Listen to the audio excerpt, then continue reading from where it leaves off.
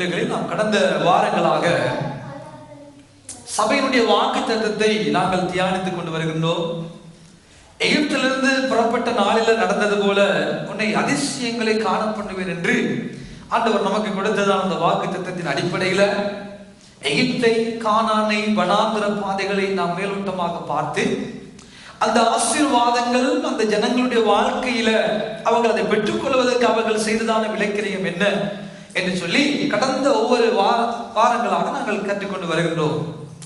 கடந்த வாரத்திலும் ஆண்டவர் எகிப்தை விட்டு வெளியே புறப்பட்ட உடனே செங்கடலை பிளந்து பிளந்து கொண்டு வரவில்லை என்று பார்த்து சுக்கோத், ஏத்தாம், மிக்தோல், ஈரோ பள்ளத்தாக்கு என்ற 3 இடங்களில் நடந்த சம்பவங்களை மேலோட்டமாக நாங்கள் பார்த்து கர்த்தருடைய வார்த்தையை தியானிக்க ஆண்டவர் நமக்கு கிருபையை பாராட்டினார். இன்றைக்கு அன்பானவர்களே 14ஆம் அதிகாரம் யாத்ராகம புத்தகத்தில் நாங்கள் பார்க்கிறோம். ஆண்டவர் தன்னுடைய பிள்ளைகளை அற்புத விதமாக அதிசயமாய் செங்கடலை பிளந்து வெளியே கொண்டு வருகிறார்.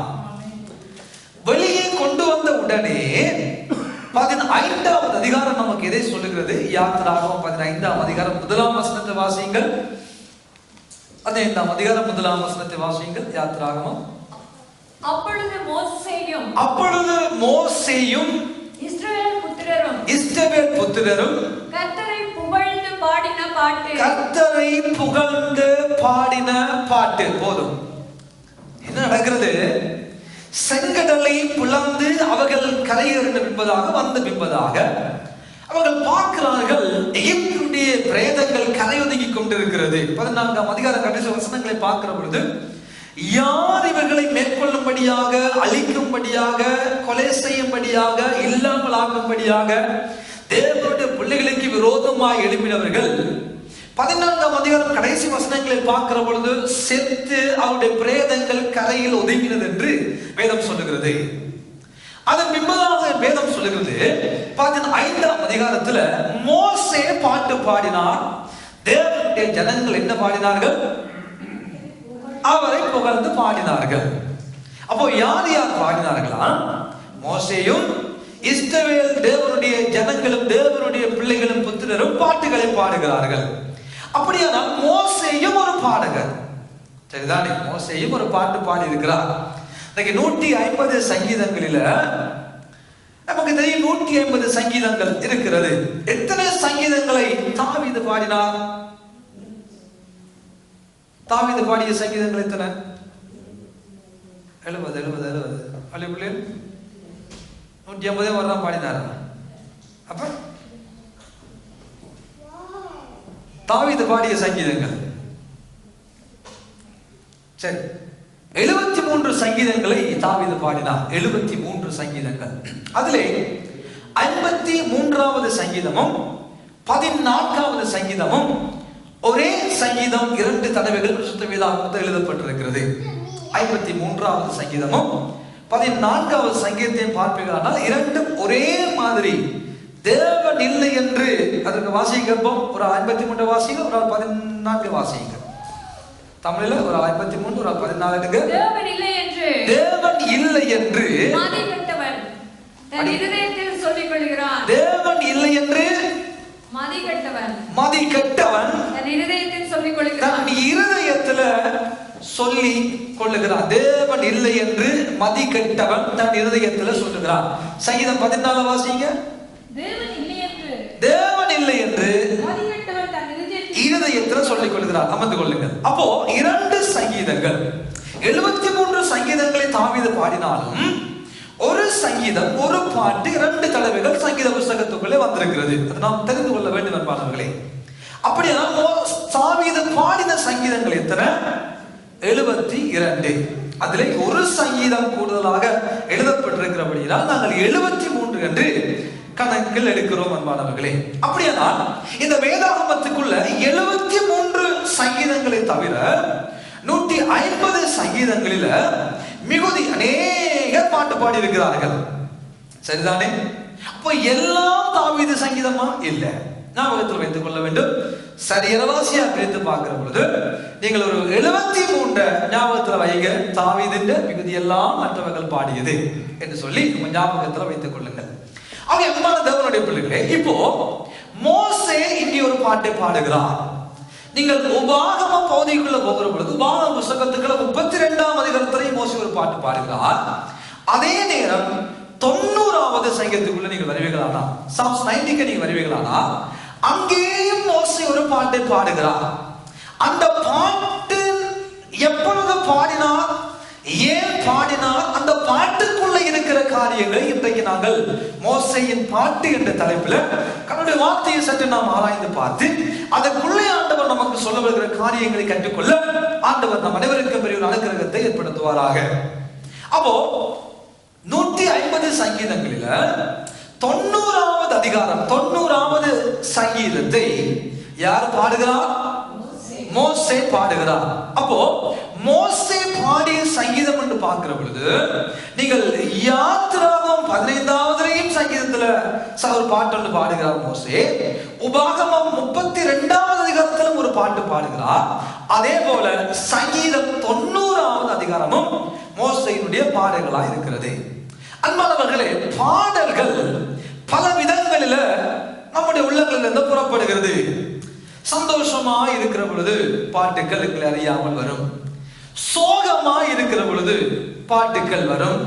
எல்லா நேரங்களிலும் நம்முடைய வாயிலிருந்து சில பாட்டுகள் புறப்படத்தான் செய்கிறது.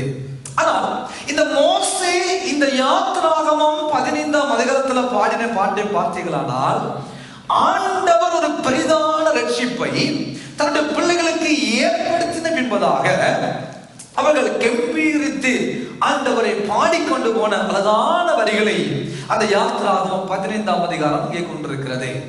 ஆனால் இந்த சங்கீதம் 90வது அதிகாரத்துக்குள்ள நீங்க 90வது சங்கீதத்துக்குள்ள வருகிற பொழுது அங்கே இந்த விதமாக ஒரு சங்கீத பாட்டு அல்ல, இந்த விதமான ஒரு ஆர்ப்பரிப்பு களிப்பு அல்ல, இந்த விதமான ஒரு மகிழ்ச்சியான ஒரு பாட்டை மோசே பாடவில்லை. ஆனா என்னத்தை பாடினா, எப்பொழுது பாடினா, அந்த பாட்டின் பின்னணி என்ன என்று பார்ப்பீர்களானால் எண்ணாகமம் 20ஆம் அதிகாரம் நம் அனைவருக்கு தெரிந்திருக்க வேண்டும். என்னதான் அந்த எண்ணாகமம் 20ஆம் அதிகாரத்துக்குள்ள இருக்கிறது? ஏன் மோசேக்கு அந்த நேரத்தில் ஒரு பாட்டு வருகிறது? செங்கடலை பிளந்த உடனே மோசே பாட்டு பாடினார், துதித்தார், ஆர்ப்பரித்தார். ஆனால் எண்ணாகமம் 20ஆம் அதிகாரத்தின் பின்னணியில வந்ததான இந்த பாடல் இதன் அடிப்படையில் வந்திருக்கிறது என்று பார்ப்பீர்களானால் வேதம் சொல்லுகிறது அங்கே 2 மரணங்கள் அந்த அதிகாரத்துக்குள்ள சம்பவிக்கிறது. அன்பானவர்களே, அது என்ன? தன்னை அழகாக கவனித்த, அழகாக பராமரித்த, தன்னை பாதுகாத்த அழகான தன்னுடைய மூத்த சகோதரியாகிய மிரியாம், தனக்கு உதவியாக இருந்த ஒரு மிரியாம், தன்னை பாதுகாத்த ஒரு மிரியாம், 2 வயதுக்குட்பட்ட குழந்தைகள் எல்லாம் கொலை செய்யப்படுகிற பொழுது அந்த பொற்பதைக்குள்ள இருந்து மோசேக்கு என்ன சம்பவிக்குமோ என்று அதை பார்த்து கொண்டிருந்த தன்னுடைய தம்பியை அவதானித்த, கவனித்த, அன்போடு அரவணைத்து, அன்போடு தனக்கு அறிவு காட்டின மூத்த சகோதரியாகிய மிரியாம் அந்த 8ஆம் அதிகாரம் 20ஆம் அதிகாரத்துல மரணிக்கிற ஒரு துக்ககரமான நிகழ்வு நடக்கிறது. அன்பானவர்களே, யோசித்து பாருங்கள். மிரியாம் அந்த ஜனங்களுக்கு ஒரு மிகுந்த ஒரு தீர்க்கதரிசியாக, ஒரு பாடகியாக இருந்து ஜனங்களை லீட் பண்ணி கொண்டு வர்ஷிப் லீடராக இருந்து அழகாக காரியங்களை மோசேக்கு உதவியாக இருந்து செய்து கொண்டிருந்த மிரியாமும் நடுவ வழியில அவர்களுடைய வாழ்க்கை முடிகிறது. மறுபக்கம் பார்க்கிற பொழுது அக்காவை இழந்த ஒரு வேதனை, மறுபக்கம் 3 வயது கூடியதான, தன்னை விட 3 வயது கூடியதான ஆரோனுடைய மரணமும் அந்த 20ஆம் அதிகாரத்துல நிகழ்கிறது. அன்பானவர்களே, அது 2க்கும் இடையில ஒரு சம்பவம், அதுக்கும் சரியான வேதனையான ஒரு காரியம். அழைப்பை பெற்றதான மோசே, அபிஷேகம் பண்ணப்பட்டதான மோசே, தெரிந்து கொள்ளப்பட்டதான மோசே, தேவ வார்த்தைக்கு கீழ்ப்படிய வேண்டிய மோசே, ஆண்டவர் ஒன்றை சொல்ல மோசே ஒன்றை செய்தபடியினால் கானானை கண்களால் மாத்திரம் பார்த்துவிட்டு அந்த கானானுக்குள்ள போக முடியாதபடி வருகிற ஒரு நிலைமை. 3 விதமான சம்பவங்கள் அந்த 8ஆம் அதிகாரத்துக்குள்ளே இருக்கிறது. 38 ஆண்டுகளாய் ஜனங்களை வனாந்தர பாதைகள் நடத்தி கொண்டு வந்துவிட்டார். 2 வருடங்களின் ஒரு குறிப்பிட்ட காலம் 40 ஆண்டுகளுக்குள்ளாக அண்ணனை இழக்கிற ஒரு நிலைமை, சகோதரியை இழக்கிற ஒரு நிலைமை, தன்னுடைய வாழ்க்கையிலும் எதிர்பார்த்து ஓடியதான ஓட்டத்தை நிறைவு செய்ய முடியாதபடி ஜனங்களின் நிமித்தமாக, ஜனங்களுடைய காரியங்கள் நிமித்தமாக, ஜனங்கள் கலகம் பண்ணது நிமித்தமாக அந்த மோசே கர்த்தரின் வார்த்தைக்கு செவி கொடுக்க முடியாதபடி கண்மலையை பார்த்து பேசும்படியாக அழைக்கப்பட்ட மோசே அந்த கண்மலைக்கு கோலால் அடித்த பொழுது தன் காலை எடுத்து கானானுக்குள் வைக்க முடியாதபடி நிறுத்தப்படுகிற ஒரு பயங்கர துக்ககரமான சம்பவம் அந்த 8ஆம் அதிகாரத்துக்குள்ளே அடங்கி 20ஆம் அதிகாரத்துக்குள்ள அடங்கி இருக்கிறது. வீட்டில் சென்று வாசித்து பாருங்கள்.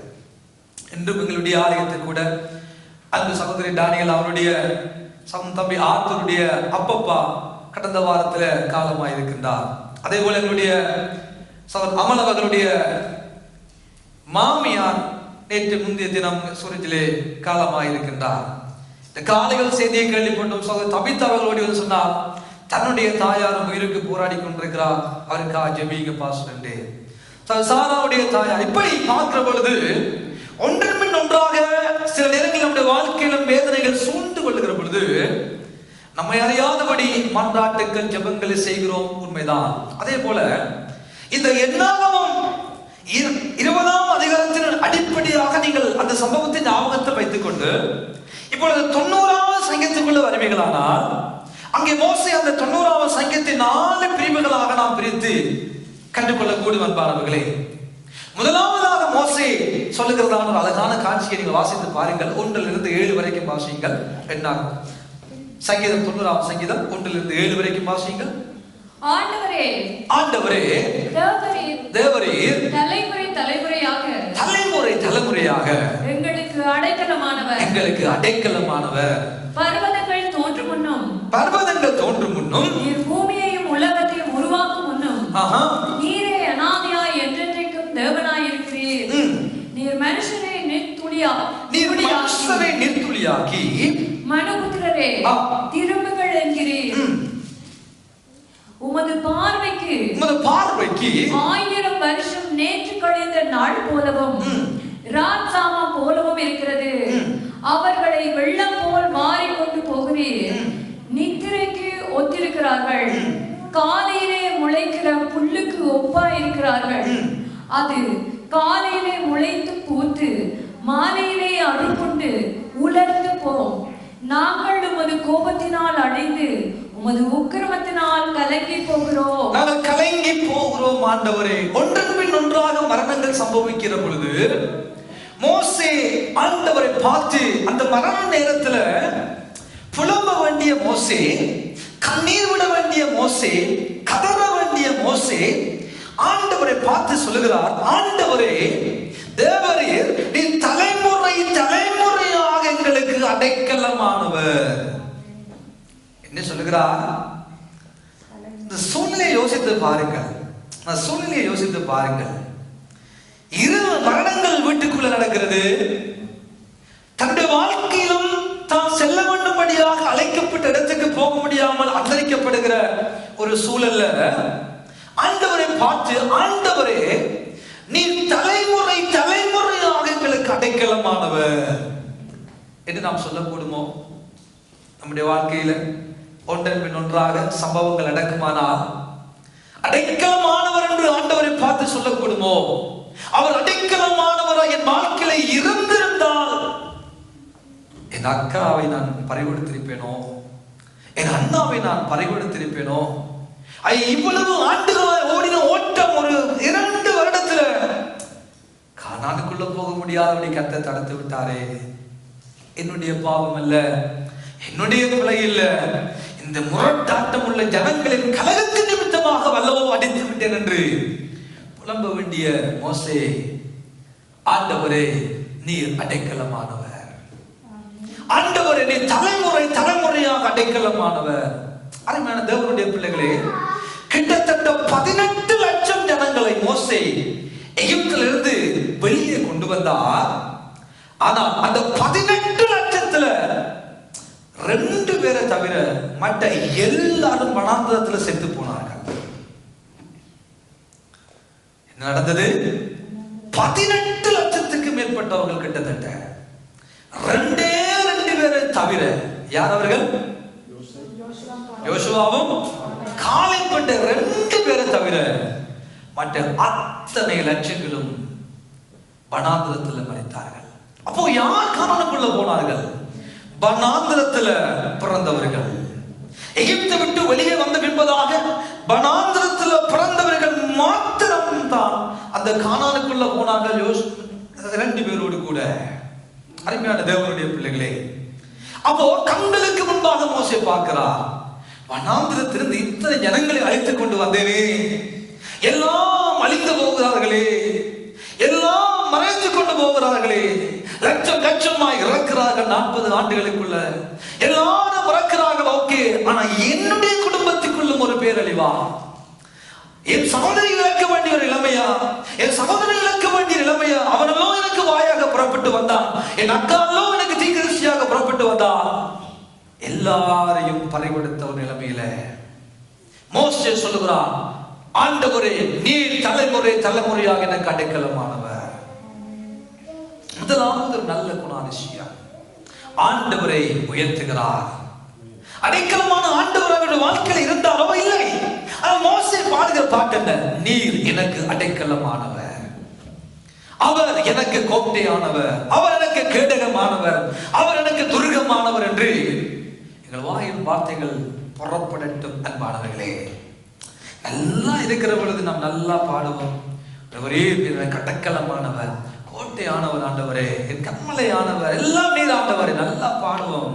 ஆனா ஒரு வேதனை வந்த பொழுது, நீர் அடைக்கலமா என் வாழ்க்கையில இருந்திருந்தார், ஏன் ஆண்டவரை இந்த நிலைமை, ஏன் ஆண்டவரை இந்த நிலைமை, ஏன் ஆண்டவரை இந்த நிலைமை என்று சொல்லி பல நேரங்களில் நம்முடைய பாடல்கள் அப்படியாகத்தான் மாறி இருக்கும். அன்பானவர்களே, மோசே ஆண்டவரை 2 வசனங்களில் ஆண்டவரை உயர்த்துகிறார். ஆண்டவரை உயர்த்தி சொல்லுகிறார் பாருங்கள், பர்வதங்கள் தோன்றும் முன்னும் நீர் பூமியையும் உலகத்தையும் உருவாக்கும் முன்னும் நீரே அநாதையாய் என்றென்றைக்கும் தேவனாயிருக்கிறீர். ஆண்டவரே, நீங்க நித்தியமானவரப்பா, நீங்க நிரந்தரமானவர் ஆண்டவரே, நீங்க சர்வ வியாபியர் ஆண்டவரே, நீர் எங்கும் வியாபித்திருக்கக்கூடிய தெய்வம் அல்லவோ. ஆண்டவரை உயர்த்துகிறார் மோசே தன் வாழ்க்கையில. என்ன இந்த சங்கீதம் நமக்கு சொல்ல வருகிறது? எந்த நிலைமையிலும், உயர்வானாலும் தாழ்வானாலும் நம்முடைய வாழ்க்கையில ஆண்டவரை உயர்த்த மாத்திரம் நாம் பழகிக் கொள்ள வேண்டும். எந்த நிலைமையிலும் ஆண்டவரை கனப்படுத்த, ஆண்டவரை உயர்த்த, ஆண்டவரை மகிழ்வுபடுத்தவே நானும் நீங்களும் அழைக்கப்பட்டிருக்கிறோம் என்ற சத்தியத்தை வேதம் நமக்கு கற்றுக் கொடுக்கிறது. அதெல்லாம் சொல்லுகிறார், ஆண்டவரே நீங்கள் நித்தியமான ஒரு கடவுள், நீங்கள் நிரந்தரமானவர், நீங்கள் உலகம் தோன்றும் முன்னே இருந்தவரப்பா என்று சொல்லி அவரை புகழ்ந்து என்பதாக மோசே அடுத்தடுத்த வரிகளில் தான் தன் நிலைமையை சொல்லுகிறார். ஆண்டவரே, 1000 வருஷம் நேற்று கழிந்த ராம் போல இருக்கிறத பாவமுடைய பார்வையில, நேற்று இரவு பெய்கிற அந்த பனிக்கு இன்னைக்கு காலமா முளைக்கிறதான அந்த பூக்கள், பூச்செண்டுகள், புல்கள் முளைக்கிற பொழுது எப்படி சூரியன் வந்து அந்த புல்லுகளுக்கு மேல, அந்த பூக்களின் மேல படுகிற பொழுது அந்த சூரிய வெப்பத்தினால், அந்த வெப்பையினால், அந்த சூட்டினால இந்த புல்லுகள் அப்படியே காய்ந்து உலர்ந்து அப்படியே போகிறதோ, அதே போலதான் நம்ம எங்களுடைய வாழ்க்கை. நீங்க நித்தியமானவர் ஆண்டவரே, நாங்கள் நிரந்தரமான மனிதர்கள் இல்ல. நாங்கள் இன்றைக்கு இருக்கிறோம், நாளைக்கு நமக்கு என்ன நடக்கும் என்று தெரியாது ஆண்டவரே. மோசே தன் நிலைமையை பார்க்கிறார். 38 ஆண்டுகால வாழ்க்கையை பார்க்கிறார். 18 லட்சம் ஜனங்களும் செத்து மடிந்து விட்டார்கள், தன் வீட்டுக்குள்ளேயும் மறித்து விட்டார்கள். பாடுகிறார், நீங்க நித்தியமானவரப்பா, நாங்க நிரந்தரமான மனிதர்கள் அல்ல. இன்றைக்கு இருக்கிறோம், அடுத்த நிமிடம் நாளைக்கு நடக்கும் நமக்கு தெரியாது. நாங்கள் இந்த உலகத்துல ஒரு தற்காலிகமாக வாழும்படியாக, தற்காலிகமாக இந்த உலகத்துல தங்கும்படியாக, வசிக்கும்படியாக, வாழும்படியாகவே உங்களால் ஏற்படுத்தப்பட்டு விட்டோம். நாங்கள் நிரந்தரமானவர்கள் அல்லப்பா, நாங்கள் நித்தியமானவர்கள் அல்ல ஆண்டவரே. மானிட வர்க்கத்தினுடைய அழிவை, தன்னுடைய இழப்பினுடைய அழிவில அவர் பாடுகிறதான வரிகளை விட்டு சென்று வாசிக்க எவ்வளவு அழகாக மோசே அந்த வரிகளை கொண்டு வருகிறார். நீங்கள் 6ஆம் அதிகாரத்துல பாருங்கள், 6ஆம் வசனத்துல, அது காலையில முளைத்த பூத்து மாலையில் அறப்புண்டு உலர்ந்து போகிற ஒரு மானிட வாழ்க்கையாக இந்த வாழ்க்கை இருக்கிறது ஆண்டவரே. நாங்கள் எம்மாத்திரம். மோசே இந்த நிலைமையை சொல்லுகிறார். என்ன சொல்ல வருகிறார்? ஆண்டவருடைய வார்த்தைக்கு கீழ்ப்படிய வேண்டிய மோசே, தேவ வார்த்தைக்கு ஏறாக தன்னை அர்ப்பணிக்கப்பட வேண்டிய மோசே, ஜனங்கள் கலகம் பண்ணினதினால, ஜனங்கள் தன்னை தொந்தரவு பண்ணினதால நான் அடித்து விட்டேன் என்ற காரியத்தையும் மோசே எண்ணாமத்துக்குள்ளே சொல்ல வருகிறார். அருமையான தேவனுடைய பிள்ளைகளே, இந்த உலகம் அப்படிப்பட்ட உலகம் என்று மோசே குறிப்பிடுகிறார். அக்கிரமம் நிறைந்த உலகம் என்று மோசே குறிப்பிடுகிறார்.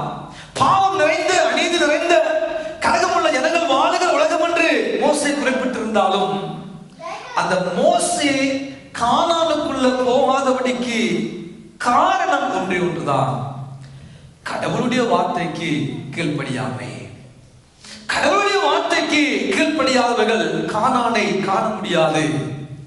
கடவுளுடைய வார்த்தையை மீறினவர்கள் ஒருவன் கூட, அது மோசையா இருக்கட்டும், மிரியாமா இருக்கட்டும், ஆரோனா இருக்கட்டும், புறப்பட்ட மற்ற 2 பேரை தவிர மற்ற ஒருவரும் கானானுக்குள்ள போக முடியாததுக்கு காரணம் இந்த கடவுளுடைய வார்த்தைக்கு கீழ்ப்படியாமை. சில நேரம் நம்முடைய வாழ்க்கையிலும் நாம் தேவனுடைய வார்த்தைக்கு கீழ்ப்படியாமல் இருக்கிற பொழுது நாமும் இப்படிப்பட்ட காரியங்களை சொல்லுவது உண்டுதான். ஆதாமை போல, ஆண்டவரே நீர் எனக்கு தந்ததான இந்த ஏவாள் தான் காரணம். ஆண்டவரே, மோசே சொல்லுகிறார், நான் இந்த மலைக்கு அடித்ததுக்கு காரணம், இந்த கற்பானைக்கு அடித்ததுக்கு காரணம் இந்த ஜனங்கள்லாம். ஆண்டவரே, சவுல் சொல்லுகிறார் சாமுவேலை பார்த்து, நான் அவசரப்பட்டு பலியிட்டதுக்கு காரணம் இந்த ஜனங்கள்லாம். அந்த கொள்ளையிலிருந்து ஆடுகளை கொண்டு வந்ததுக்கு காரணம் இந்த ஜனங்கள் தேவனுக்கு பலியிடும்படியாக கொண்டு வந்தார்கள்.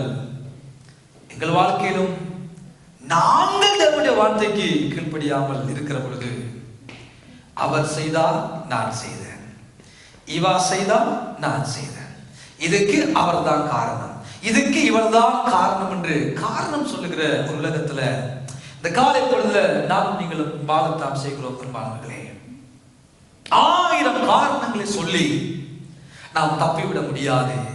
அதை மோசே சொல்லுகிறார், 1000 காரணங்களை காரணம் காட்டி நாம் தப்பிவிட முடியாது.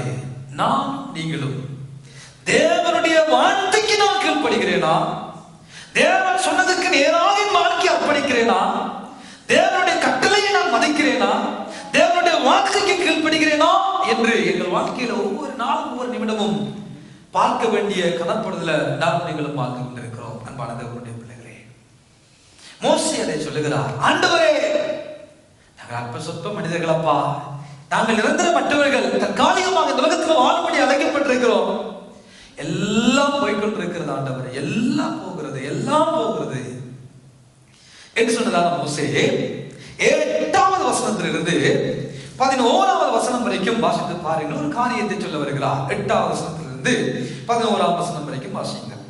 எங்கள் அக்கிரமங்களை உமக்கு முன்பாகவும் எங்கள் அந்தரங்க பாவங்களை உமது முகத்தின் வெளிச்சத்திலும் நிறுத்தினீர் ஆண்டவரே. எங்கள் நாட்கள் எல்லாம் உமது கோபத்தால் போய்விட்டது, எல்லாருடைய கோபத்தால் போய்விட்டது. ஒரு கதையை போல் எங்கள் வருஷங்களை கழித்து கொண்டோம், ஒரு கதையை போல எங்கள் 38 வருட வாழ்க்கையை முடிந்து விட்டது ஆண்டவரே.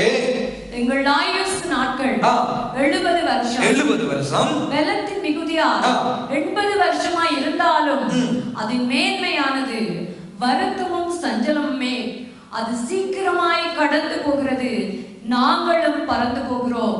உமது கோபத்தின் வல்லமையையும் உமக்கு பயப்படத்தக்க விதமாய் உமது உக்கிரமத்தையும் அறிந்து கொள்ளுகிறவன் யார்? உமது உக்கிரத்தையும் அறிந்து கொள்ளுகிறவன் யார்? இப்பொழுது மோசே சொல்கிறார், ஆண்டவரே கானானுக்குள்ள போறதுக்கு காரணம் நீர் அல்ல ஆண்டவரே, நாங்கள் தான். என்ன சொல்லுகிறார்? கானானுக்குள்ள நான் போக முடியாததுக்கு காரணம் நீங்க அல்ல ஆண்டவரே, நான் தான். நீங்க அல்லப்பா, நீங்க அல்ல. அருமையான தேவனுடைய பிள்ளைகளே, சிலர் நம்முடைய வாழ்க்கையிலும் தேவன் நம்முடைய வாழ்க்கையில் வைத்திருக்கிற நன்மைகளை அனுபவிக்க முடியாதபடி, அவருடைய ஆசீர்வாதங்களை சகித்துக் கொள்ள முடியாதவர் இருப்பதற்கு காரணம் ஆண்டவர் அல்லவே அல்ல. ஏசாயா தீர்க்கதரிசி அழகாக சொல்கிறார் 59ஆம் அதிகாரத்துல, கேட்க கூடாதபடிக்கு அவருடைய செவிகள் மந்தமாகவும் இல்ல, ரட்சிக்க கூடாதபடிக்கு அவருடைய கரங்கள் குறுகி போகவும் இல்ல, உங்கள் அக்கிரமங்களே உங்களுக்கு உங்கள் தேவனுக்கு நடுவாக பிரிவினை உண்டாக்குகிறது என்று வேதம் சொல்லுகிறது. அப்ப நம்முடைய வாழ்க்கையில நம்முடைய அக்கிரமம் தான், நம்முடைய ரகசிய பாவங்கள்லாம், நம்முடைய துணிகரமான பாவங்கள்லாம் தேவனுக்கும் நமக்கும் இடையே ஒரு பிரிவினை உண்டாக்குறதை தவிர தேவன் பிரிவினைக்கு மூல காரணமான ஒரு கடவுள் அல்லவே அல்ல. அவர் பட்சபாதம் உள்ள கடவுள் அல்லவே அல்ல. இது சங்கீதக்காரன் அழகாக பாடுகிறார். 19ஆம் சங்கீதத்தில் கடைசி 3 வசனங்களை வாசித்து பாருங்கள். சங்கீதக்காரன் பாடுகிறார் 19ஆம் அதிகாரம் கடைசி 3 வசனங்களை வாசியுங்கள். கடைசி 3 வசனங்கள். 12ஆம் வசனம்.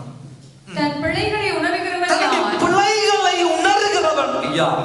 மறைவான குற்றங்களுக்கு என்னை நீங்களாக்கி, மறைவான குற்றங்களுக்கு என்னை நீங்களாக்கி, துணிகரமான பாவங்களுக்கு உமது அடியேனை விலக்கி காரும், அவைகள் என்னை ஆண்டு கொள்ள ஒட்டாதிரும்.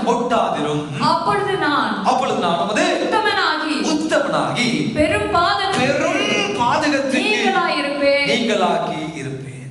அருமையான தேவனுடைய பிள்ளைகளே, இந்த உலகத்தில் எல்லா மனிதர்களும் ஒரே சுபாவமுடைய மனிதர்களாக தான் வாழ்ந்து கொண்டிருக்கிறோம்.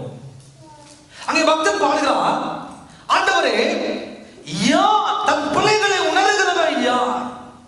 யார் பிள்ளைகளை உணர்கிறவன் யார்? பிள்ளை செய்த எந்த மனிதன் நான் பிள்ளை செய்தேன் என்று சொல்லுவது இல்லவே இல்லை. இந்த காலத்துல பகிரங்கமாய் நடக்கிற எத்தனையோ சம்பவங்கள், உண்மையான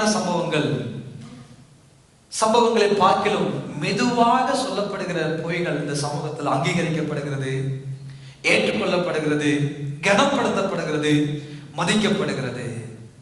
ஆனா உண்மையான உலகத்தில் சம்பவங்கள் நடந்து கொண்டே இருக்கும், அதெல்லாம் பார்ப்பார்கள். ஆனால் அதை விட மெதுவாய் சொல்லுகிற பொய்களுக்கு பெருமதி கூடியதாய் இந்த உலகத்தில் நடக்கிற சம்பவங்கள் எல்லாம் கண்முன்னே இருக்கிறது. வேதம் சொல்லுகிறது, தன் பிள்ளைகளை உணர்கிறவன் யாரப்பா? உணர்கிறவன் யார்? மோசே இப்பொழுது உணர்கிறார். ஆண்டவரே, அந்த கானானுக்குள்ள நான் கால் வைக்காம போனது காரணம் என்னுடைய பலவீனமப்பா, என்னுடைய வீக்னஸ் தான், வேற ஒன்றுமே இல்லை. என் அக்கா செத்து போனது காரணம் இங்க இல்ல ஆண்டவரே, அவருடைய பலவீனம். என் அண்ணன் மறைச்சது காரணம் நீங்க இல்ல ஆண்டவரே, அது பலவீனம். நான் கானானுக்குள்ள போக முடியாத காரணம் நீங்க இல்லப்பா, என் பலவீனம். தன்னுடைய பிள்ளைகளை உணர்கிறவன் யார்? தேவனுடைய பிள்ளைகளுக்கு சொல்லுகிறோம், அந்நிய பாஷையை பேசுவோம், துதிப்போம், ஆராதிப்போம், எல்லாம் செய்வோம். ஆனால் அநேக நேரங்களில் நம்முடைய பிள்ளை நமக்கு தெரியுதில்லை. நாம் சொல்லுவதான் சரி என்று நிற்போம், மற்ற பக்கம் அவன் சொல்லுவதான் சரி என்று நிற்பார்கள். ஆனா நடுவில் ரெண்டு பார்த்தா ரெண்டு பக்கமுமே சில நேரங்கள்ல பிள்ளையாகத்தான் தெரியும். வேதம் சொல்லுகிறது, அழகாக அந்த பக்தன் பாடுகிறார், ரகசியமான பாவங்களுக்கு என்னை விலக்கி காத்துக் கொள்ளுங்க ஆண்டவரே. ரகசியமான பாவங்கள் ஒரு காலத்துல துணிகரமாக மாறுகிறது. உடனே எந்த ஒரு பாவம் துணிந்து செய்ய மாட்டார்கள். கொஞ்சமாக ரகசியமான பாவங்களில் ஈடுபட்டு அந்த ரகசிய பாவம் துணிவை கொண்டு வரும். நீ எது செய்தாலும் பரவாயில்லை, ஏன் மற்றவர்கள் பாவம் செய்யவில்லையா, ஏன் மற்றவர்கள் பொய் சொல்லவில்லையா, மற்றவர்கள் எல்லாம் உத்தமர்களானோ என்ற உணர்வை கொண்டு வந்து அநேகர் இன்றைக்கு ரகசியமான பாவம் அது துணிகரமான நிலைமைக்குள்ள கொண்டு வந்து விட்டு விடுகிறது. யார் தன் பிள்ளைகளை உணர்வான்?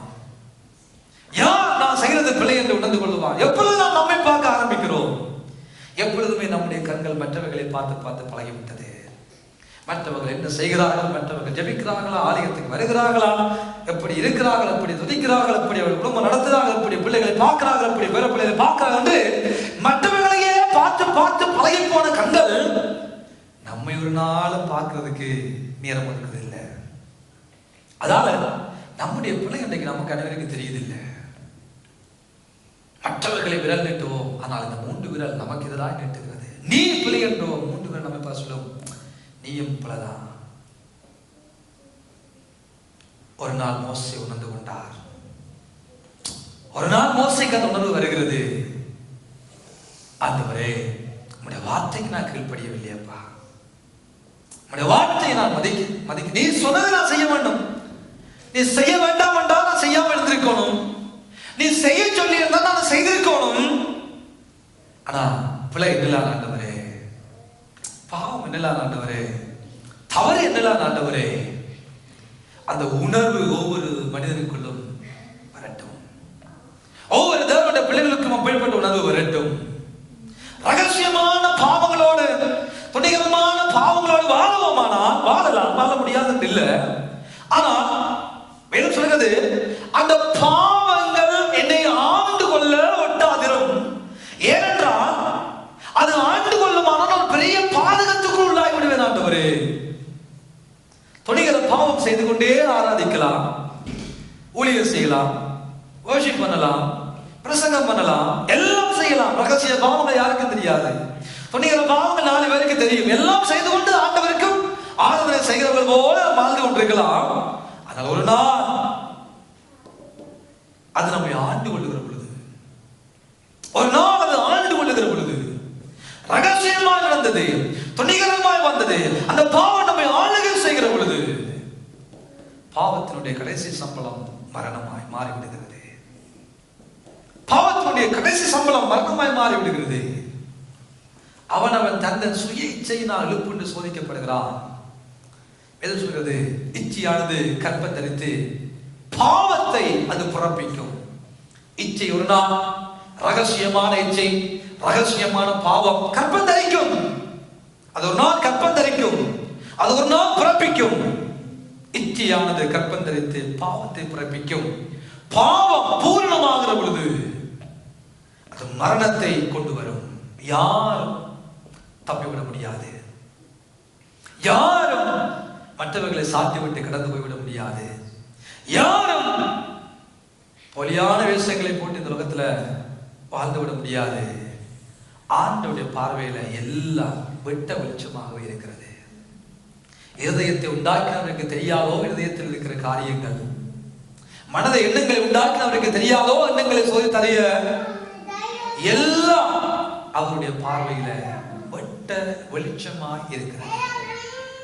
ஆகவே மற்றவர்களை குறை சொல்ல முன்பதாக, மற்றவர்களை செய்கிற தவறை நியாயப்படுத்த முன்பதாக, மற்றவர்களை காரியங்களை சுட்டிக்காட்ட முன்பதாக, நான் அங்கே இருக்கிறேன், என் குடும்பம் அங்கே இருக்கிறது, என் மனைவி அங்கே இருக்கிறாள், என் புருஷன் அங்கே இருக்கிறான், என் பிள்ளை அங்கே இருக்கிறது, அதை பார்க்கும்படியான காலம் இந்த காலம் என்பானவர்களே.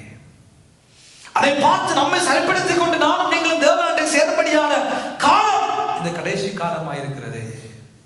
நம்மை நாம் பார்க்க பழகிக் கொள்வோம். நம்முடைய குடும்பத்தை சென்று பார்க்க பழகிக் கொள்வோம். நம்முடைய வீட்டுக்கு ஒரு ஜெப கூட்டம் நடக்குதா? குடும்பமா சேர்ந்து ஜெபிக்கிறோமா? தனிப்பட்ட வாழ்க்கையில ஜெபம் இருக்குதா? தேவனை தேடுகிறோமா? பைபிளை வாசிக்கிறோமா? பிள்ளைகளுக்கு தேவனை பற்றி சொல்லிக் கொடுக்கிறோமா? நான் அதை செய்கிறேனா? என் குடும்பத்தை சரியான பாதையில் நான் நடத்துகிறேனா? என் பிள்ளைகளை சரியாக நான் பார்க்கிறேனா, அவதானிக்கிறேனா? என் பிள்ளை எங்க போகுது, எங்க வருகிறது, எங்க செய்து விட்டுக்குள்ள அநேகருக்கு தெரியாது. அநேகத்தை பார்க்கறதும் இல்லை. நம்பிக்கை, என் பிள்ளையை நான் நம்புறேன். நம்புங்க, நல்லது நம்பத்தான் வேணும். ஆனா உங்க பிள்ளைகள் எங்க போகுது, எங்க வருகிறது, என்ன செய்யுது, யாரோட சகவாசம், யாரோட சிநேகிதம், யாரோட நட்பு, உங்க பிள்ளை ஆவிக்குரிய வாழ்க்கை எப்படி இருக்கிறது? ஜெபிக்குதா என் பிள்ளை? பைபிள் வாசிக்குதா என் பிள்ளை? தேவனை தேடுதா என் பிள்ளை? ஆலயத்துக்கு போகுதா? அனுபவம் பார்க்க பழகிக் கொள்ள வேண்டும். அதுதான் தேவையான ஒன்றே ஒன்று. 1000 பணம் என்ற பிள்ளை சம்பாதிக்கலாம், 1000 படிப்புகளை என் பிள்ளை படிக்கலாம், நல்லது. என் பிள்ளை ஜெபிக்குதா முதலாவது, என் பிள்ளை பைபிளை வாசிக்குதா முதலாவது, என் பிள்ளை ஆண்டவருடைய சமூகத்தை தேடுதா முதலாவது, வாழ்க்கை வாரத்துல ஒரு நாள் உபவாசம் பண்ணதா என் பிள்ளை ஒரு நாள் முதலாவது. அதுகளை பார்க்கறது இல்லை. பெற்றோருக்கு காசு வந்தா காணும், காசு வந்தா காணும். எவ்வளவு நாளைக்கு அம்மா இந்த பணம்?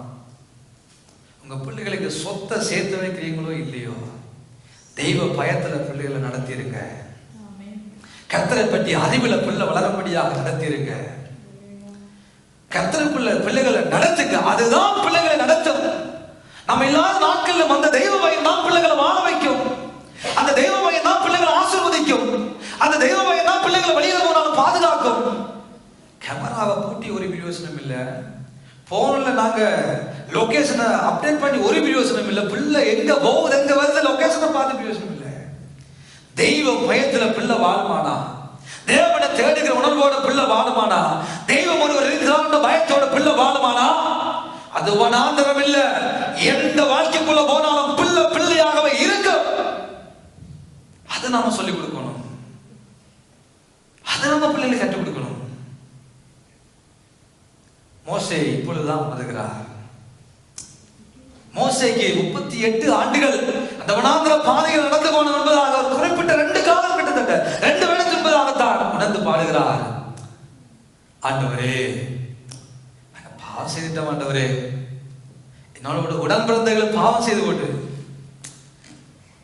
நான் அழைத்து கொண்ட ஜனங்களை பாவம் செய்து விட்டார்கள், தவறழைத்து விட்டார்கள். உடைய கோபம் மிகுதியாயிற்று.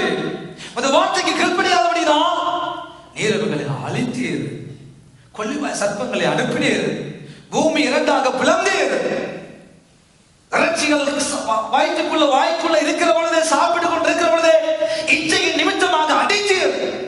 இறந்து போனார்கள் ஆண்டவரே, நெருப்பு சுட்டு போட்டது ஆண்டவரே, காரணம் நீங்க அல்ல ஆண்டவரே. மோசே உணர்ந்து கொள்ள ஒரு காலம் வந்தது. மோசே தன் தவறை உணர்ந்து கொள்ளுகிறார், தன் ஜனங்களுடைய தவறை உணர்ந்து கொள்ளுகிறார், தன் குடும்பத்தோட இளமை உணர்ந்து கொள்ளுகிறார். கொஞ்ச நாள் வீட்டு கூட்டம் நடந்தது, இன்னைக்கு வீட்டு கூட்டம் என்னன்றே தெரியுது இல்ல. கொஞ்ச நாள் பெண்கள் கூட்டம் நடந்தது, அதுக்கு என்னன்றே தெரியுது இல்ல. அது இருக்குதோ இல்லையோ, என் வாழ்க்கையில நான் ஆண்டவரை தேடுறேனா, நான் உபவாசிக்கிறேனா, நான் குடும்ப ஜெபத்துல என் பிள்ளைகள் எல்லாம் கூப்பிட்டு ஜெபிக்கிறேனா? இந்த ஆண்டு அப்படிப்பட்ட ஒரு ஆண்டாக நம்முடைய வாழ்க்கையில மாறட்டும் அன்பானவர்களே. மற்றவர்களையே பார்த்து பார்த்து பார்த்து சிசிடிவி கேமரா மாதிரி வாழ்ந்ததை நிப்பாட்டிட்டு கண்ணாடியில போய் வேதமாகிய கண்ணாடிய பார்த்து வேதத்தை வாசிச்சு எங்க வாழ்க்கையில இருக்கிற அழுக்குகளை நாங்க துப்புரவு பண்ணக்கூடிய ஒரு வருடமாக இந்த 2026ஆம் ஆண்டு உங்கள் ஒவ்வொருடைய வாழ்க்கையிலும் இருக்கிறது அன்பானவர்களே. மோசே அதை உணர்ந்து கொண்டார், மோசே அதை புரிந்து கொண்டார். மோசே அந்த உணர்வை எடுத்தார், உணர்வடைந்தார், பாட்ட பாடினார். ஆனாலும் அந்த கானானுக்குள்ள போக முடியல. எல்லாம் பாடினார், உணர்வடைந்தார், கவலைப்பட்டிருப்பார், வேதனைப்பட்டிருப்பார், மனம் திரும்பினார், மன்னிப்பு கேட்டார். ஆனா கானான் கிடைக்கவில்லையே, கானான் கிடைக்கவில்லையே. கானானை இழக்காதபடி கர்த்தருடைய வார்த்தைக்கு கீழ்ப்படுகிற பிள்ளைகளாய் நாம் அனைவரும் அழைக்கப்பட்டிருக்கிறோம். அந்த வார்த்தைக்கு நிகராக எங்கள் வாழ்க்கையை அர்ப்பணித்து வாழும்படியாக தெரிந்து கொள்ளப்பட்டிருக்கிறோம். அதை நோக்கியே இந்த கிறிஸ்தவ வாழ்க்கை எங்கள் வாழ்க்கை தொடரட்டும் என்பார்களே. இந்த காரியத்தை 2வதாக மோசே பாடுகிறார். 3வது பிரிவாக நீங்கள் 13வது வசனத்தை 12ஆம் வசனத்தை வாசியுங்கள். 12வது வசனம், நாங்கள் ஞான இருதயம் உள்ளவர்களாகி எங்கள் நாட்களை எண்ணும் அறிவை, எங்கள் நாட்களை எண்ணுகிற அறிவை எங்களுக்கு போதித்த அருள், எங்களுக்கு போதித்த அருளுங்க ஆண்டவரே, எங்களுக்கு போதியுங்க ஆண்டவரே. எதை போதியுங்கன்னு சொல்லுகிறார்? ஞான இருதயம் உள்ளவனாய் நான் வாழ வேண்டும். ஞான இருதயம். அன்பான தேவனுடைய பிள்ளைகளே, ஞானம் எப்பொழுது மனிதனுக்குள்ள ஆரம்பமாகிறது? கடவுளுக்கு பயப்படுதலே ஞானத்தினுடைய ஆரம்பம். அப்போ ஞான இருதயம் ஒரு மனிதனுக்குள்ள வர வேண்டுமானால் அவனுக்குள்ள முதலாவது என்ன இருக்க வேண்டும்? தெய்வ பயம். கடவுளுக்குள் ஒரு மனிதன் பயப்படாவிட்டால் அவனுக்கு ஞானமே வராது. அப்ப எப்படி ஞானம் உள்ள இருதயம் வரும்? இதை யாக்கோபு எழுதுகிறார். 1ஆம் அதிகாரம் யாக்கோபு 5வது வசனத்தை வாசித்து பாருங்கள். 5வது அதிகாரத்தில் யாக்கோபு 1ஆம் அதிகாரம் 5வது வசனம். ஒருவன் ஞானத்துல குறைவுள்ளவனா இருந்தான். உங்களில் ஒருவன் ஞானத்தில் குறைவுள்ளவனாக இருந்தால் யாவருக்கும் சம்பூர்ணமாய் கொடுக்கிறவரும் ஒருவரையும் கடிந்து கொள்ளாதவருமாகிய தேவனிடத்தில் முதலாவது கேட்க கடவன். அப்பொழுது அவனுக்கு கொடுக்கப்படும். சொல்லுங்க, அப்பொழுது அவனுக்கு கொடுக்கப்படும். அது எவனா இருந்தாலும் பரவாயில்லை. அவருடைய பார்வையில எப்பேற்பட்ட வாழ்க்கையோடு, எப்பேற்பட்ட பாவத்தோடு, ரகசிய பாவமா இருக்கட்டும், துணிகர பாவமா இருக்கட்டும், எப்பேற்பட்ட நிலைமையில எவனொருவன் வாழ்ந்து கொண்டிருந்தாலும், எவனா இருந்தாலும் அவனிடத்துல கேட்கிற பொழுது ஞானத்துல குறைவுள்ளவன், அவனிடத்துல கேட்கிற பொழுது ஒருவனையும் கடிந்து கொள்ளாதவர். அதான் ஒருவனையும் கடிந்து கொள்ள மாட்டார். ஞானம் இல்லாம ஸ்நேகங்கள் நாங்கள் நடக்கிற பொழுது அநேக மனிதர்கள் நம்மை கடிந்து கொள்வார்கள். முட்டாள்தனமா செய்யப்பட்டுட்டியே, மண்டப்பழத்து மாதிரி செய்யப்பட்டு போட்டியே, இவ்வளவு வளர்ந்து உனக்கு அறிவில்லையா, வளர்ந்ததுக்கு மண்டைக்கு அறிவு வளரலாம் இன்னைக்கு மனிதர்கள் பேசுவார்கள்.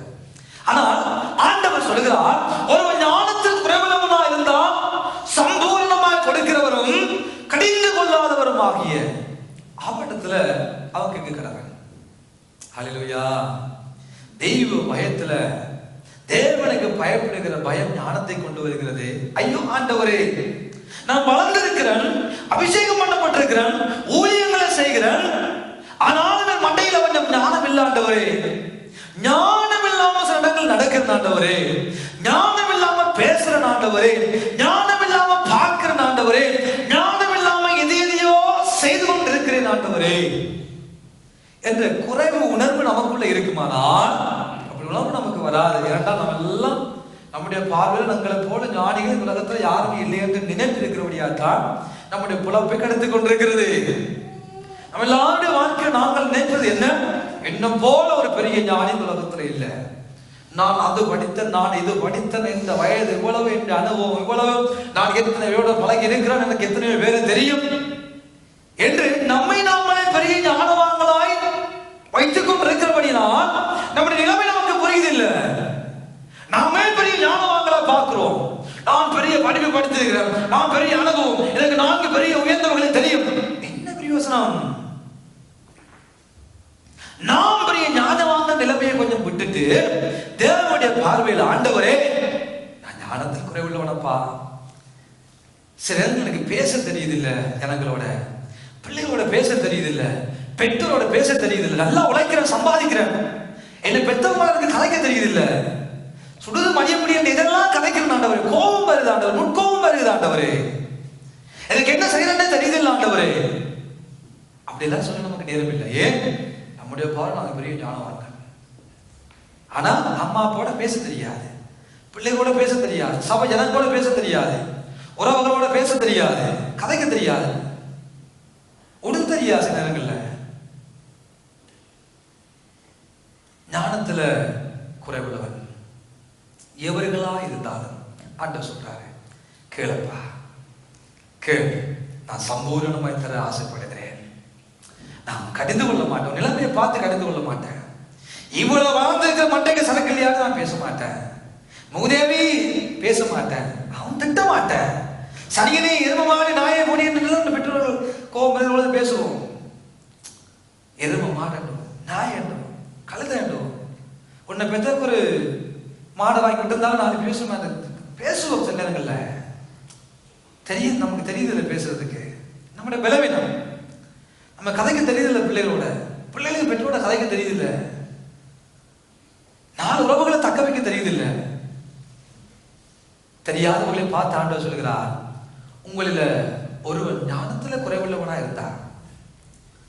நிறைவுள்ளவர்களை பார்த்து அல்ல ஆண்டவர் சொல்லுகிறார், உங்களில் ஒருவன் ஞானத்துல குறைவுள்ளவனா இருந்தா கேளப்பா என்னட்ட.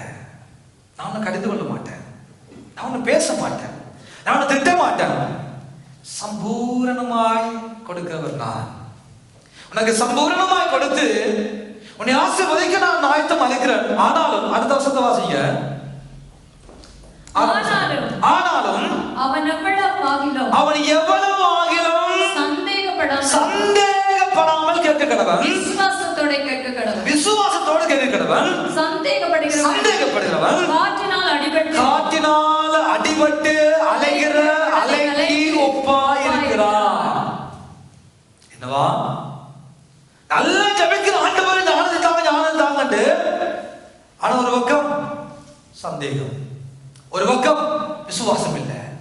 விசுவாசம் இல்லாம சந்தேகத்தோட கேட்கிறவர்களை பார்த்து ஆண்டவர் சொல்கிறார், காற்றினால அடிபட்டு காற்று அடிக்கிற பொழுது அலைகள் அந்த அடிக்கிற வேகத்திலேயே போகும்.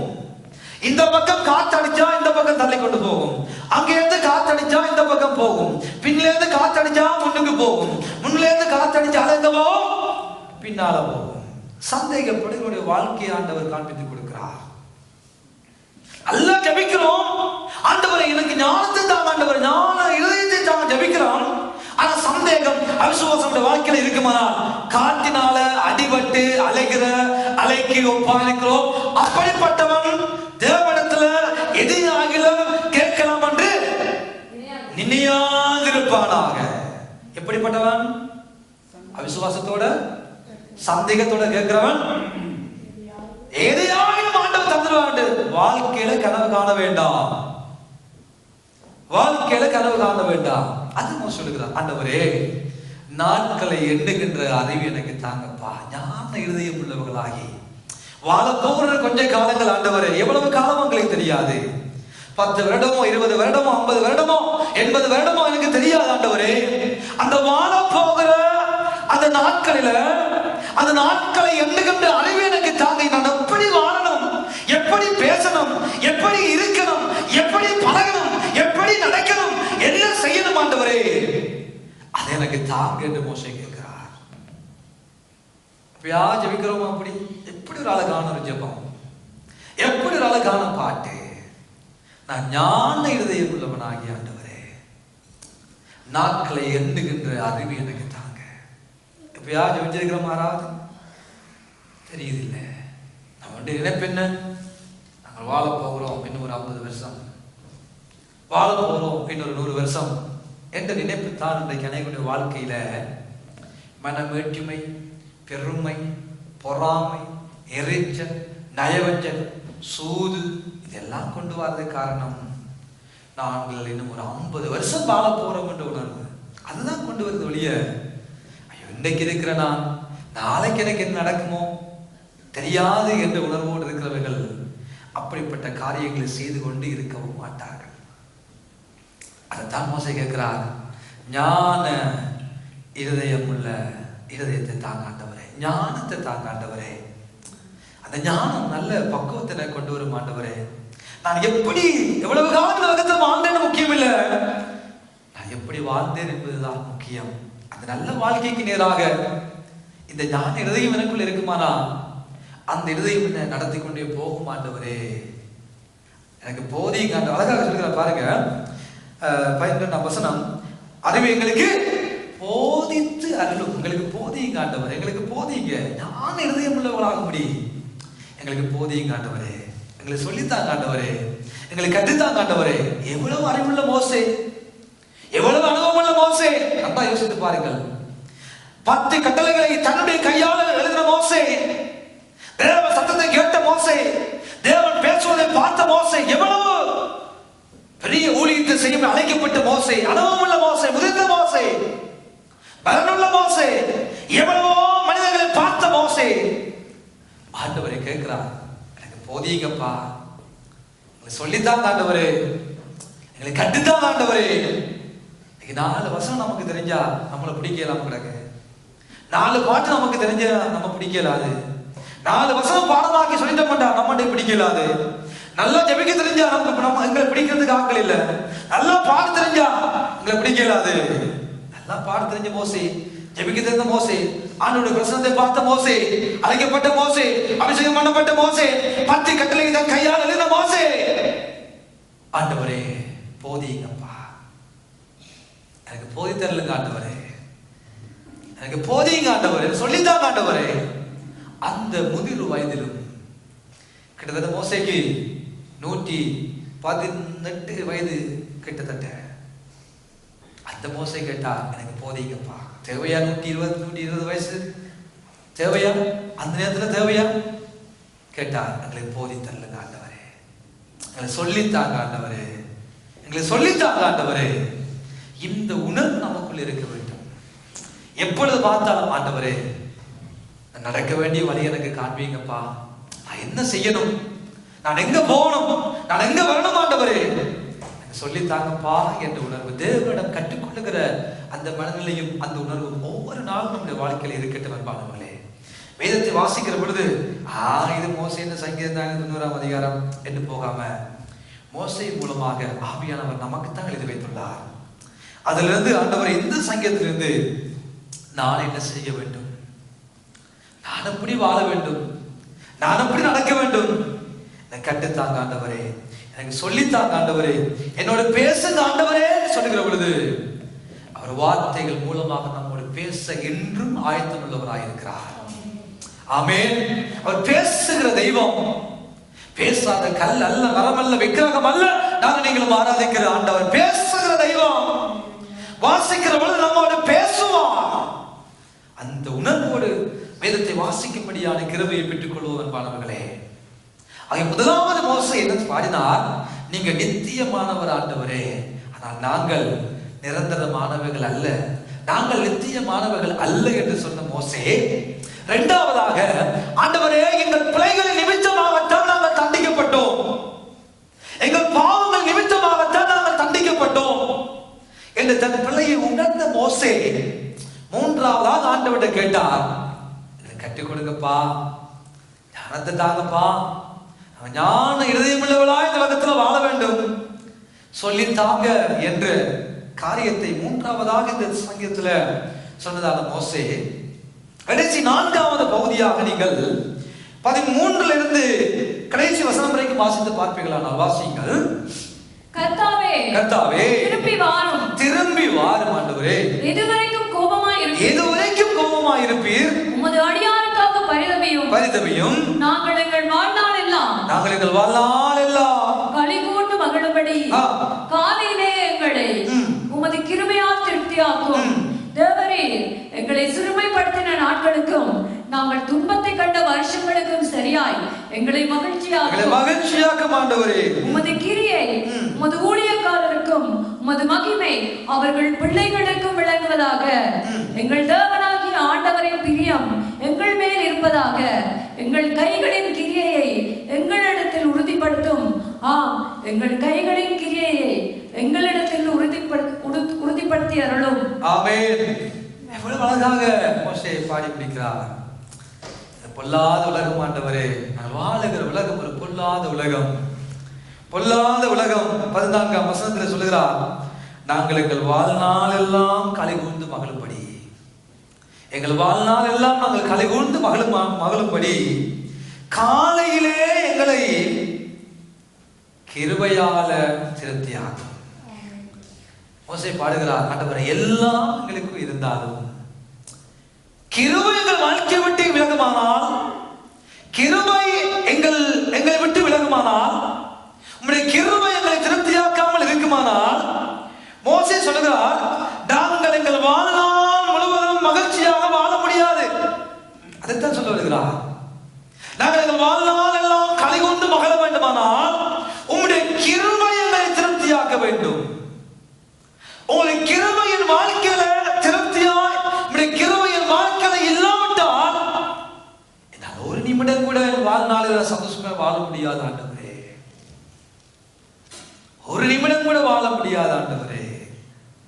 யோசித்து பாருங்கள், மோசே கிருபையை குறித்து பாடுகிறார், மோசே கிருபையானவரை குறித்து பாடுகிறார். யார் கிருபை? யார் கிருபை கொண்டு வந்தவர்? யார் கிருபையானவர்? இயேசு. ஆண்டவராக இயேசு கிருபையினாலும் சத்தியத்தினாலும் நிறைந்தவராய் நமக்குள்ள வாசம் பண்ணுகிற ஒரு கடவுள். அப்போ இயேசுவுக்குள்ள என்ன இருக்கிறது சொல்லுங்க? கிருபையும் நிறைந்திருக்கிறது, பிளஸ் சத்தியமும் நிறைந்திருக்கிறது. அவ்வளவுதான். அவர் கிருபையானவர் யார்? இயேசுவானவர். கிருபை யார்? இயேசு. கிருபை என்ற சொல்லுக்கு வரவிலக்கணமானவர் இயேசு. கிருபை என்ற சொல்ல எங்கே வருகிறதோ, இயேசு இல்லாமல் கிருபை இல்லை, கிருபை இல்லாமல் இயேசு இல்லை. இயேசு வந்த பொழுது கிருபை வந்தது, கிருபையும் தான் இயேசு, இயேசு தான் கிருபை. அப்ப மோசே சொல்லுகிறார், ஆண்டவரே உம்முடைய கிருபை எங்கள் வாழ்நாட்களில் திருப்தியா இல்லாவிட்டால், காலைதோறும் உம்முடைய கிருபை எங்கள் வாழ்க்கையில இல்லாவிட்டால் என்னால சந்தோஷமாய் மகிழ்ச்சியாய் நிம்மதியாய் இந்த உலகத்தில் வாழ முடியாது ஆண்டவரே. அழகான காரியம், அழகான காரியம். கிருபையானவர் நம்முடைய வாழ்க்கையில இல்லாவிட்டால், நம்முடைய வாழ்க்கையில கிருபை இல்லாவிட்டால் நாம் ஒன்றுமே இல்லை அன்பானவர்களே. கிருபையானவர் எங்கள் வாழ்க்கையில இல்லாவிட்டால், குடும்பத்தில் இல்லாவிட்டால், கிருபை நிறைந்தவர் எங்கள் வாழ்க்கையில, எங்கள் குடும்பத்தில், தனிப்பட்ட வாழ்க்கையில, சபையில இல்லாவிட்டால் எங்கள் வாழ்க்கையில சந்தோஷமாய் வாழ முடியாது. எங்கள் வாழ்க்கையில நிம்மதி இழந்து விடும், எங்கள் வாழ்க்கையில மகிழ்ச்சி இல்லாமல் போய்விடும். மோசே கேட்கிறார், இந்த பாவம் நிறைந்த உலகத்துல கிருபை வேணும் ஆண்டவரே. அநீதி நிறைந்த உலகத்துல நான் தப்பி பிழைத்து வாழ வேண்டுமானால் எனக்கு உடைய கிருபை வேண்டும் ஆண்டவரே. எனக்கு உடைய கிருபை வேண்டும் ஆண்டவரே. எவ்வளவு அழகாக மோசே சொல்லிக் கொண்டு போகிறார். ஆண்டவரை உயர்த்தினார், தன் நிலைமை, அந்த வர்க்கத்தின் நிலைமையை சொன்னார், பாவத்தினுடைய காரியங்களை சொன்னார். அதுக்கெல்லாம் காரணம் தன்னுடைய பிள்ளைகளை உணர்ந்து பாடினார். உம்முடைய ஞானம் உள்ளவனாய் உலகத்தில் வாழ வேண்டுமானால் கர்த்தாவே எனக்கு போதீங்க என்று தேவனிடம் பரிந்து பேசினான மோசே கேட்கிறார், கிருபையை மட்டும் எடுத்து போடாதீங்க ஆண்டவரே. இந்த உலகத்தில் நானும் நீங்களும் வாழ வேண்டுமானால், தப்பி பிழைத்து நாம் எதிர்நோக்கிற சவால்களா இருக்கட்டும், பிரச்சனைகளா இருக்கட்டும், தனிப்பட்ட ரீதியாக ஒவ்வொரு மாட வாழ்க்கையில் ஏற்படுகிற பலவீனங்களா இருக்கட்டும், பலவீனத்தை மேற்கொள்ள, மாம்சத்தை மேற்கொள்ள, பிசாசை மேற்கொள்ள, உலகத்தை மேற்கொள்ள, பாவத்தை மேற்கொள்ள கிருபையானவர் இல்லாவிட்டால் ஒன்றுமே செய்ய முடியாது. நீங்கள் என்னிலும் என் வார்த்தை உங்களிலும் நிலைத்திருந்தால் நீங்கள் கேட்டுக் கொள்வது எதுவோ அது உங்களுக்கு தரப்படும் என்று சொல்லவில்லை, அது உங்களுக்கு செய்யப்படும். அது உங்களுக்கு செய்யப்படும். எதுவா இருந்தால் ஆண்டவர் சொல்லுகிறார், யோவான் 15ஆம் அதிகாரத்தில் சொல்லுகிறார், 7ஆவது வசனமா இருக்க வேண்டும் சொல்லுகிறார், நீங்கள் என்னில் இருக்கணும் அப்பா, என் வார்த்தை உங்களுக்குள்ள இருந்தா, என் வார்த்தை உங்களுக்குள்ள இருந்தா மட்டும்தான் நீங்கள் கேட்டுக்கொள்வது எதுவும் அது உங்களுக்கு செய்யப்படும். என்னால் அன்று உங்களால் ஒன்றும் செய்ய முடியாது என்று ஆண்டவர் சொல்லுகிறார். அருமையான தேவனுடைய பிள்ளைகளே, கிருபையானவர் நம்மோடு இருக்கிறார். அவருடைய கிருபையினால் நாம் ரட்சிக்கப்பட்டோம். கிருபையானவர் மேல் விசுவாசத்தை வைத்தபடினால் நாம் ரட்சிக்கப்பட்டோம். நம்முடையது அல்ல, தேவன் நமக்கு ஈவாய் கொடுத்தது அன்பானவர்களே. அந்த கிருபையானவர் மூலமாக ரட்சிப்பை பெற்றுக்கொண்டு நானும் நீங்களும் அந்த ரட்சிக்கப்பட்ட ரட்சிப்பின் மகத்துவத்தை இழக்காதபடி இந்த பூமியில் நாம் எதிர்நோக்கிற எப்பேற்பட்ட சவால்களையும் மேற்கொள்ள வேண்டுமானால் உலகத்தை ஜெயித்த கிருபையானவர் இன்றைக்கும் இருக்கிறார்.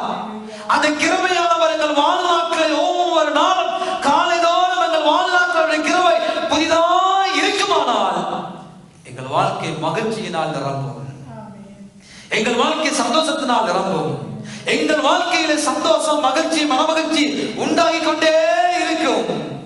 ஆனா அந்த கிருபையானவர் விட்டுட்டு மகிழ்ச்சியையும் சந்தோஷத்தையும் நிம்மதியையும் சமாதானத்தையும் இன்பத்தையும் சுகத்தையும் ஆசீர்வாதத்தையும் தேடுவோமானால் கிடைக்கவே கிடைக்காது.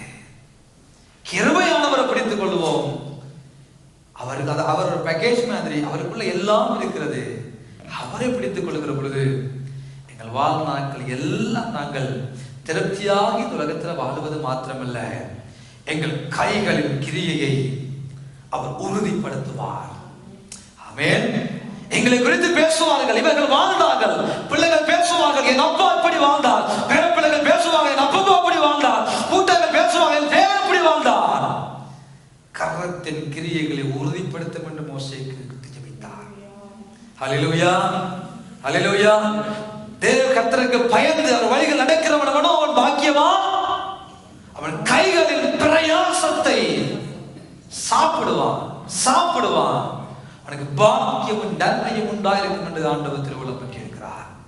மோசே ஜெபிக்கிறார், என் கைகளின் கிரியை உறுதிப்படுத்துங்க ஆண்டவரே, உறுதிப்படுத்துங்க ஆண்டவரே. ஏதோ உலகத்துல வாழ்ந்தேன் மறந்தேன் என்று இருக்காதபடி என் சந்ததி என்னை பார்த்து பேசட்டும் ஆண்டவரே. என் கிரியைகளை குறித்து என் சந்ததி பேசட்டும் ஆண்டவரே. இவ்வளவு ஒரு அழகான வேண்டுகோள். உறுதிப்படுத்துங்க ஆண்டவரே, உறுதிப்படுத்துங்க ஆண்டவரே. கிருபையானவர் நம்மோடு இருப்பாரானால் எங்கள் கைகளின் கிரியை உறுதிப்படும் என்பார்களே. கிருபையானவரை விட்டுவிட்டு எங்கள் கைகளின் கிரியைகளுக்கு முக்கியத்துவம் கொடுத்தவர்களாய் வாழ்வோமானால் நம்மோடு எங்களோடு எங்களுடைய கைகளின் கிரியையும் முடிந்து விடும் என்பார்களே. ஆகவேதான் மோசே சொல்லுகிறார், உடைய கிருபை எங்கள் வாழ்நாட்களில் ஒவ்வொரு நாளும் உடைய கிருபை எங்களை புதிதாக்கி அதன் மூலம் வருகிற ஆசீர்வாதங்கள் என் வாழ்க்கையில் நிரந்தரமாக இருந்து என் கைகளின் கிரியைகள் உறுதிப்படட்டும் என்று மோசே அழகாக பாடினார். ஆமென். அன்பான தேவனுடைய பிள்ளைகளே, 4 காரியங்களை மோசே எனக்கும் உங்களுக்கும் சொல்லி தந்தார். முதலாவது, ஆண்டவரை எந்த நேரமும் அவரை உயர்த்துகிற பிள்ளைகளாய் நாங்கள் வாழ பழகுவோம். இரண்டாவது, எங்கள் பாவங்களை நாங்கள் மற்றவர்கள் மேல் பழி சொல்லாதபடி, எங்கள் தவறை மூடி மறைக்காதபடி தவறுகளை உணர்கிற பிள்ளைகளாக இந்த பூமியில வாழும்படியான கிருபையை அவரிடம் பெற்றுக் கொள்வோம். மூன்றாவது, ஆண்டவரே எங்களுக்கு போதியுங்க ஆண்டவரே, ஞானம் உள்ளவனாய் இந்த உலகத்துல வாழ என்னை கட்டு தாங்க ஆண்டவரே என்ற ஒரு ஜெபம் எங்கள் வாழ் நாட்களில இருக்கட்டும் அன்பானவர்களே. நாலாவது, ஆண்டவரே இது என் வாழ்க்கையை விட்டு இல்லாமல் போனாலும் பரவாயில்ல, கிருபை என்னை விட்டு போயிடக்கூடாது ஆண்டவரே, நீங்க என்னை விட்டு போய்விடக்கூடாது ஆண்டவரே. உம்முடைய பிரசன்னம், உம்முடைய நடத்துதல், உம்முடைய சத்தத்தை கேட்டு மாத்திரம் உம்முடைய சித்தத்தை செய்கிற பிள்ளையா உலகத்துல வாழ என்னை கிருபை தாருங்க ஆண்டவரே என்று மோசே பாடியது போல எங்கள் வாழ்க்கையிலும் பாடல்கள் பிறக்கட்டும். எங்கள் வாழ்க்கையிலும் நாங்கள் அதை அபியாசப்படுத்துகிற பொழுது இந்த வார்த்தைக்குள்ள இருக்கிற இத்தனை ஆசீர்வாதங்களும் எங்கள் வாழ்க்கைக்கும் உரித்தாக மாறும். ஆமென், ஆமென். ஆண்டவர் தாமே நம் எல்லாரையும் நிறைவாக ஆசீர்வதிப்பார். இது வானத்தின் வாசல், என் இயேசையா ஆசீர்வாதத்தின் வாசல்.